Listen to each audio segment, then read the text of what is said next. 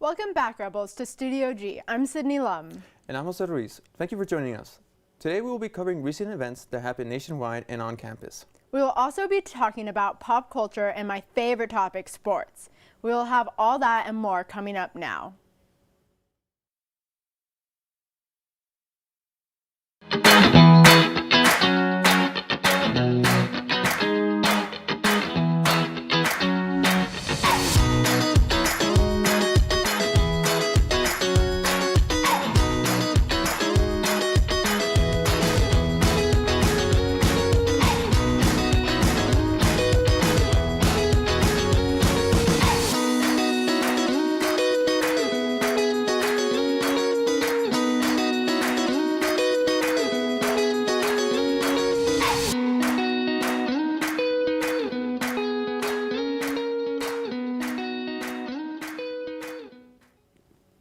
Welcome back. Today we have an update that happened just hours ago about the Parkland shooter. Nicholas Cruz, the gunman who carried out the massacre of students and faculty members at Marjory Stoneman Douglas High School in February 2018, pled guilty in a Florida courtroom Wednesday to 17 counts of murder and 17 counts of attempted murder. The missionaries that were kidnapped from Haiti are from an Ohio-based Christian organization. It is reported that the kidnapped group included 6 women, 6 men, and 5 children. They were abducted just outside the Haitian capital of Port-au-Prince. The kidnappers are now asking for $1 million for each hostage, equaling $17 million in total. North Korea has successfully tested a new submarine-launched ballistic missile. The country is specifically prohibited by the United Nations from testing ballistic missiles as well as nuclear weapons. South Korean media reported that this particular missile was believed to have traveled about 280 miles at a maximum height of 37 miles. Approximately 200,000 shipping containers remain off the coast of Los Angeles as pandemic-related gridlock continues to disrupt various supply chains. The blockage is mostly due to the amount of goods coming from Asia. American consumers who have been spending less on services like travel or going out are now spending more money on goods. Shipping costs have soared, and companies that are waiting to move goods around are struggling because there just aren't enough ships or containers available. The FDA might authorize booster shots of vaccines different from the ones that you originally received. The authorization, which could come this week, is the latest development in a long-running debate over whether a mix and match strategy could help protect people from COVID-19. Immunizations typically consist of 2 or more doses of the same vaccine. Scientists have now suspected that 2 different doses like Moderna and Pfizer sometimes work better than 2 identical doses. Since the year 2000, water levels in Hoover Dam have dropped 140 feet. Now Lake Mead is just 37% full. This is the first time ever the Hoover Dam experienced a water shortage, with 25 million people across the western U.S. and Mexico relying on it for their water supply.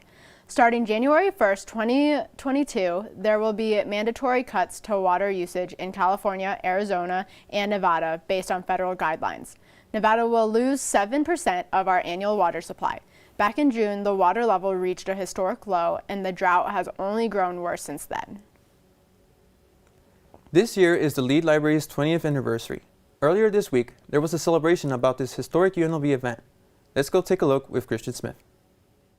Lead Library at UNLV held a 20th anniversary bash to celebrate a place at UNLV that has become a lot of students' second home. Rather to study or to find books, the Lead Library has always been a place to go. A place where I can get a lot of work done. It's relaxing. It's just a very calming environment. Have a relaxing time and be able to, you can eat and drink and talk like normal. My Lead Library is 20 years old. We're so excited. What Lead Library means to me is that it is a student center. This building was built 20 years ago with student needs in mind, and we continue to focus on the study and research needs of all of our UNLV students. I asked Maggie Farrell, does the Lead Library take in any recommendations from students? So we do listen closely to what students tell us, and we also meet with CSUN, the student government. That allows us to respond to changing student needs. For instance, during the pandemic, we made sure that students had access to Lead Library, even though most classes were online. And we also have technology that helps students take their online classes now. But that technology we had before, we expanded it because of online offerings. We also, just before the pandemic, opened a knowledge production lab that has AV, multimedia recording options, as well as our 3D printers, laser cutters, because information comes in a variety of formats, not just books. I had a great time talking to the Dean of Lead Library as well as a student here at UNLV. This is Christian Smith here at Studio G, signing out. There is a new exhibit titled 1 Square Foot Larger, celebrating the 20th anniversary that is now displayed on the first floor of the Lead Library. The exhibit's title named after a quote from UNLV's former president, Carol Harder, who wanted the campus's new library to be 1 square foot larger than the Thomas and Mack Center, to show that the university valued academics over athletics. Another place where you can explore different art exhibits is the Barrick Museum of Art. At the Marjorie Burritt Museum of Art, the current exhibits being showcased ranges from a detailed look into Alana Rocrow's family exploitation experience by the Guatemalan government, to a collaboration from the Department of Anthropology and Art Department called Hostile Terrain. It has an interactive piece and a space dedicated to students to take a break from the heavy themes that are showcased in the exhibit. The exhibit does contain dehumanizing language, strong themes of violence, and other things that were done to Alana's families that is showcased throughout. The room on screens in the room where students can relax before heading back into the exhibits. Everyone on campus is encouraged to come and check out the display as well as dive into some of the interactive art that can be found at the exhibit. A group of broadcasters and tech vendors are visiting the new nation with its special type of van. Simone Randall has more. Technology is constantly evolving, and Jim O'Con, president of O'Con Consortium, has created a van to bring cutting-edge IP and broadcast solutions to local destinations. This van is representative of training in areas of cloud-to-ground and ground-to-cloud workflow. We have things on board such as high-quality HDR cameras, we've got drones, we've got really high-speed internet, a lot of cool tech on board. And if students wanted to be a part of this, how would they sign up? Well, that's a very good question. The Ocon Consortium, you can go to sortium.org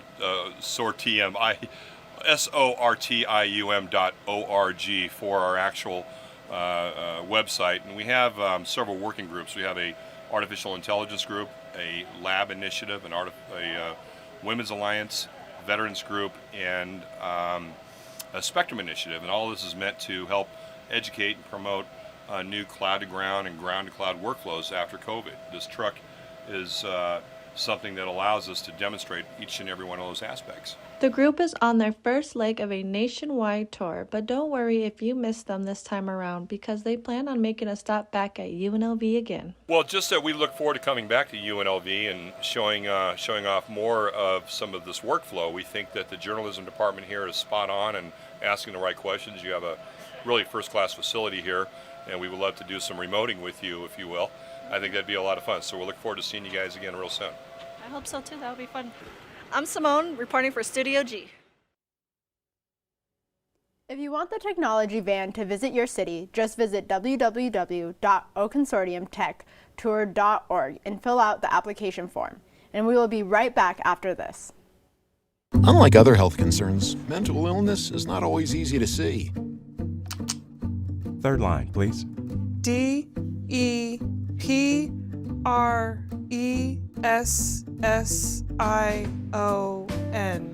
Mental illness doesn't show up on a scale. Bipolar? Sorting out a mental health concern is not something to attempt on your own. Anxiety. I thought so. Like many health conditions, help for mental illness takes professional diagnosis and treatment. And the sooner you seek treatment, the better. Look at that. 6,000 steps and PTSD. If you or a loved one has a mental health concern, don't go it alone. Find out what to do. For 24-hour free and confidential information and treatment referral, call 1-800-662-HELP. Learn more at samhsa.gov/support. Welcome back to our show. Let's take a moment to look at our weather forecast with Sydney. Today, our weather is mostly sunny at 74 degrees currently. And looking at this week, it gets a high at 75 degrees. And you could take a nice stroll because it becomes sunnier.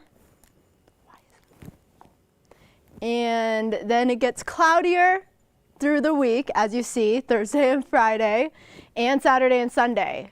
So for that, I would consider staying in. That is all with weather. Back to you, Jose. This past weekend, CSUN hosted their State of Campus address right outside the Student Union. Right after, they had a Hispanic Heritage Party celebrating the end of Hispanic Heritage Month. During the event, the new senators for each college was announced, along with free food and a mechanical bull. After we come back, we will have two of the newly elected senators here with us for an in-studio interview about their positions. Delays for the morning commute. In other news, a recent government report on prescription drug pricing points to corporate Freedom of the press is about your right to know. What are you talking about, man? Look at his stats. It's about your right to be informed.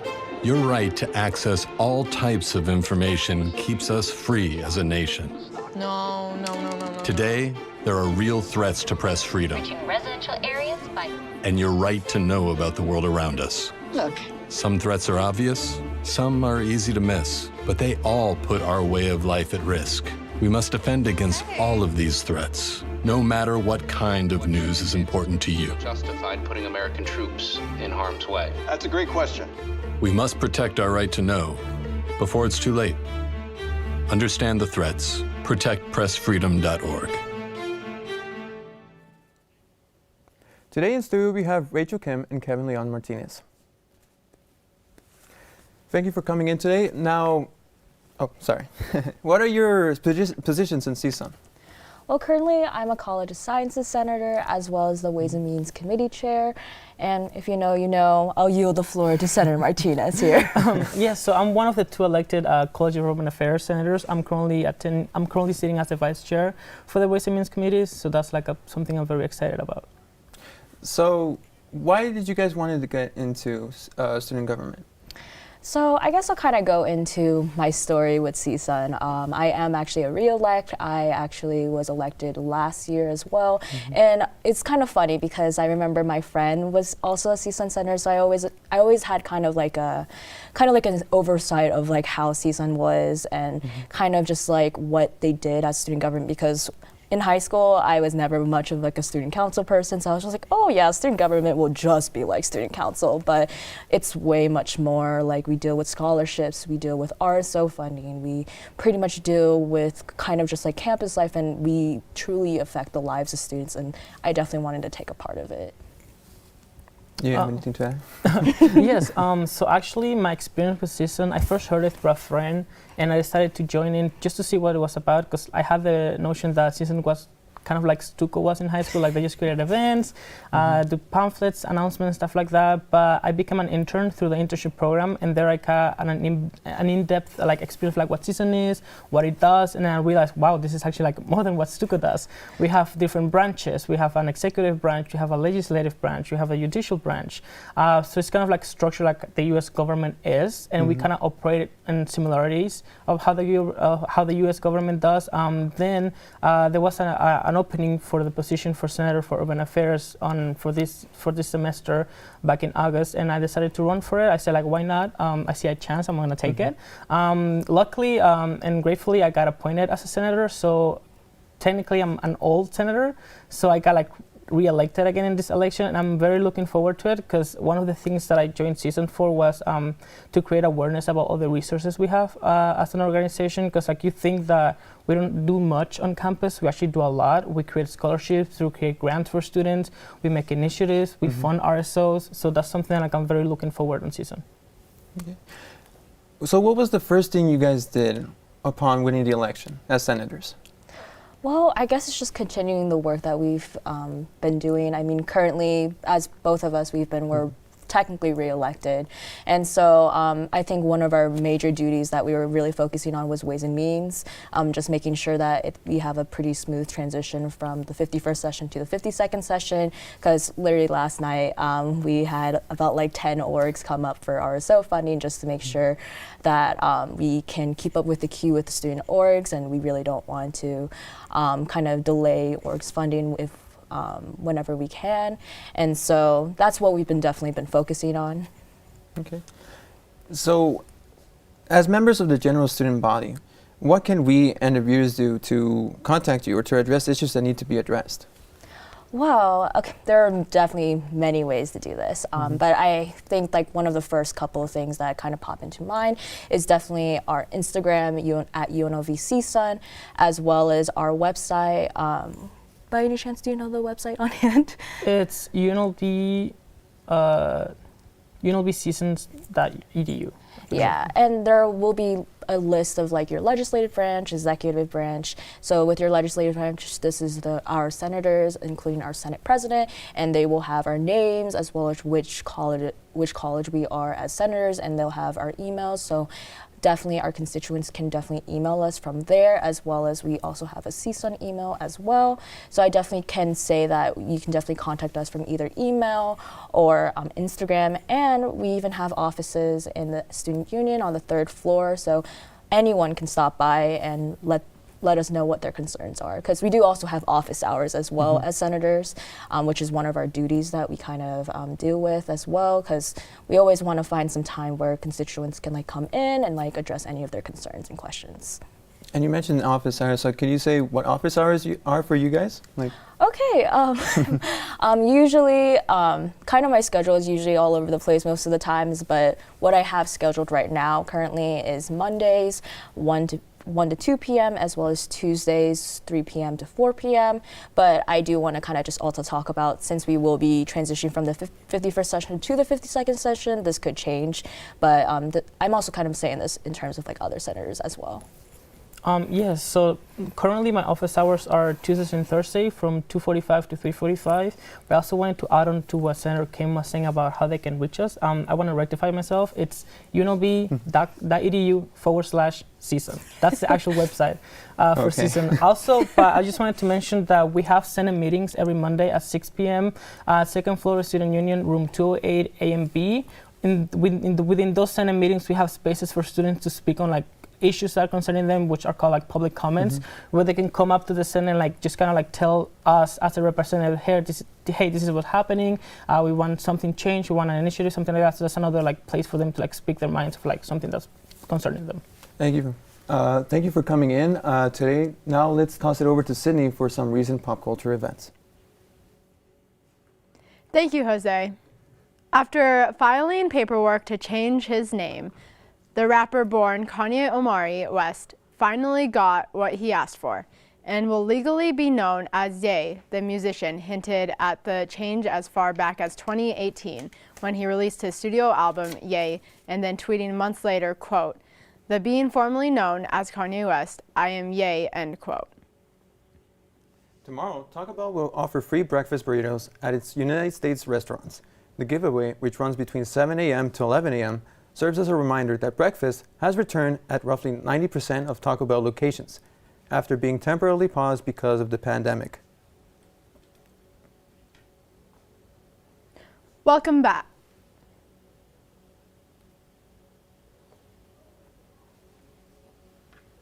Vegas Golden Knights go against the St. Louis Blues tonight at T-Mobile at 7 p.m.